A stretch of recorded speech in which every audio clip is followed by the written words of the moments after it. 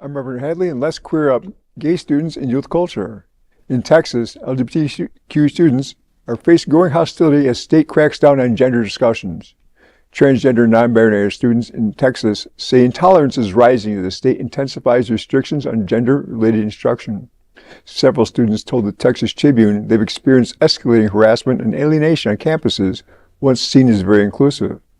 Beth, a transgender student at Texas Tech, said, "I know it could be a lot better off if I lived somewhere else, if I wasn't considered a monster." For years, Texas Tech has served as a haven for LGBTQ students, hosting events like Lubbock Pride and the Big 12 LGBTQ Allies Summit. Those programs have since faded, voicing the faces of a shifting climate. At the University of Texas at Austin, a non-binary and transgender student, Liz Graff, described being physically bumped and socially isolated. Other students echoed similar experiences, describing campuses that have become increasingly more hostile over the past 2 years. They appeared at lines with the wave of LGBTQ student legislation and policies promoting prompting Campus Pride 2023 to stop recommending Texas schools to queer students. Governor Greg Abbott's order to close LGBTQ student resource centers marked a turning point. Since then, crackdowns have continued, including a recent firing of a Texas A&M professor for discussing gender identity in class. Having spent a lot of time in Dallas, we go to Austin for a sense of normalcy and how Austin becomes a bright center in the star. Texas has never been a bastion of liberalism with small pockets. It's just sad to see that state like Florida is going so far backwards and dragging people along with it. You know, the tough part for students, especially like who are going to state schools, you know, first and foremost is the economics. Yep. You're going to a state school because you're getting in-state tuition. So it might be, you know, great for Campus Pride to say, don't go to colleges in Texas, which I understand the rationale for it, but the ability of these students to, you know, transfer to California or to New York or to somewhere else is very limiting.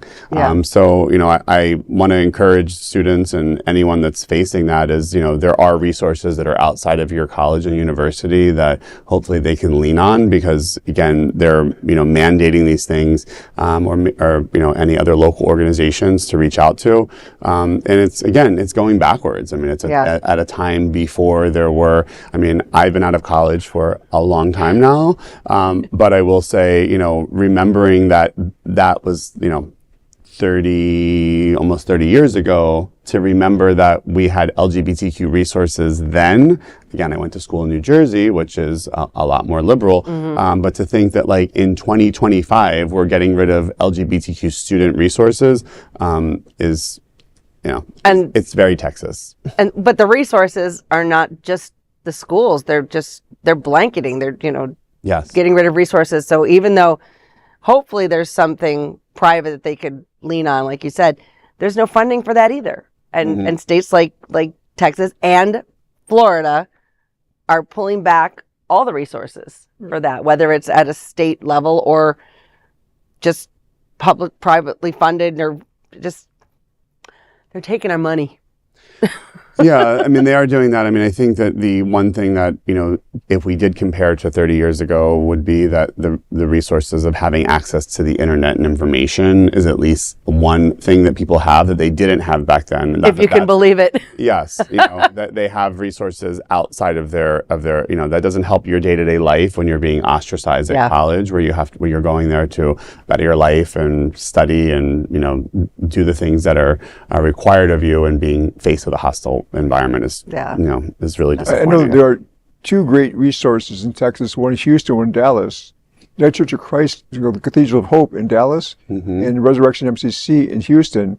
Those are so supportive. They become resource centers to the community in general, and people are flooding them for information and hope, not just a good message, but for support and respect and honest, fair information. Good resources. Great. Thanks for sharing that. There is no other queer nonprofit media platform like this in the entire world. Support our LGBTQ stories by sharing them and subscribing to Queer News Tonight.